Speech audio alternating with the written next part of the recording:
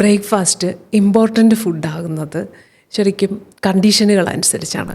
Diabetes ആയിട്ടുള്ള ഒരു patient, അവരെ സംബന്ധിച്ചിടത്തോളം വൈകിട്ട് ഇൻസുലിൻ എടുത്തിട്ടുണ്ട്, രാവിലെയും ഇൻസുലിനുണ്ട്. അവരുടെ ശരീരത്തിൻ്റെ മെറ്റബോളിക് കൺട്രോളിന് വേണ്ടി അവർക്ക് രാവിലെ ബ്രേക്ക്ഫാസ്റ്റ് ആവശ്യമാണ്, അതേപോലെ തന്നെ ഇൻസുലിനും ആവശ്യമാണ്. അപ്പോൾ അവിടെ ബ്രേക്ക്ഫാസ്റ്റ് അർജൻറ്റാണ്.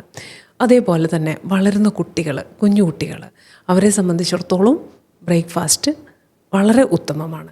വ്യായാമങ്ങളില്ലാത്ത ഒരു വ്യക്തി, വളരെ സ്ലോ ആയിട്ടുള്ള മെറ്റബോളിസം ഉള്ള ഒരു വ്യക്തി, അവർ രാത്രി ഭക്ഷണം കഴിക്കുന്നു, അത് കുറച്ച് ഡിലേയ്ഡ് ഡിന്നറാണെന്ന് തന്നെ വിചാരിക്കുക.